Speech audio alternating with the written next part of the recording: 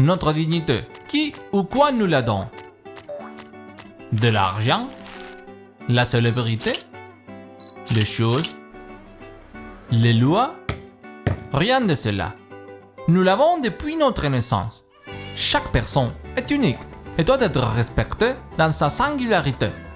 Cependant, beaucoup de situations luttent contre ce respect.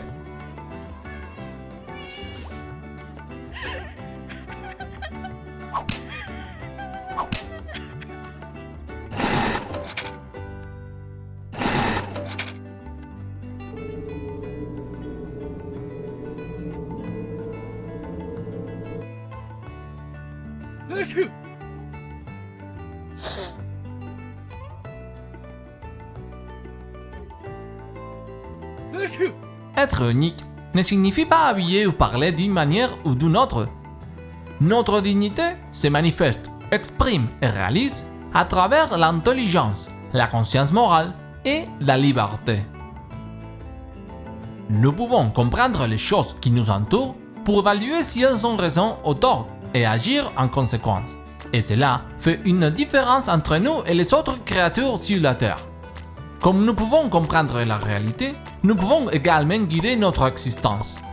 Nous pouvons choisir et agir de manière responsable. Nous comprenons la dignité comme un cadeau autant qu'un devoir. Il ne suffit pas quand nous poursuivons seulement notre dignité.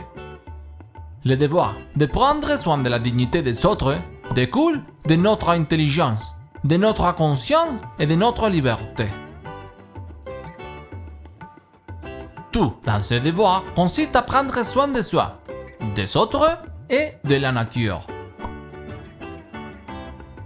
Le fait de vivre avec d'autres personnes, également appelé la dimension sociale, nous conduit directement à la solidarité avec les autres.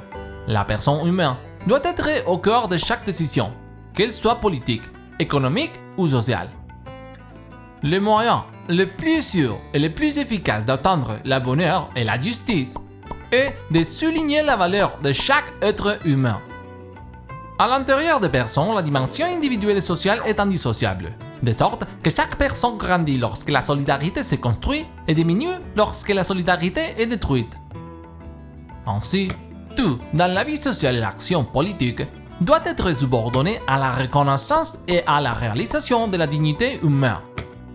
Il ne suffit pas de lire une personne représentant mes idées, mais une personne qui se bat pour le bien commun.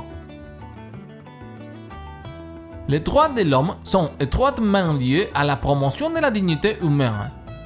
Ces droits de l'homme ne peuvent être considérés comme des droits acquis, mais reconnus. Personne ne doit nous les accorder. Nous avons ces droits parce que nous sommes nés. Et ils ont beaucoup de devoirs. La reconnaissance des droits de l'homme exige, en premier lieu, de donner la priorité à la reconnaissance pratique et effective des droits des personnes démunies. Ils ont été refusés d'exercer les droits les plus fondamentaux dans leur vie. L'existence des personnes démunies peut être considérée comme le déni pratique d'une dignité humaine.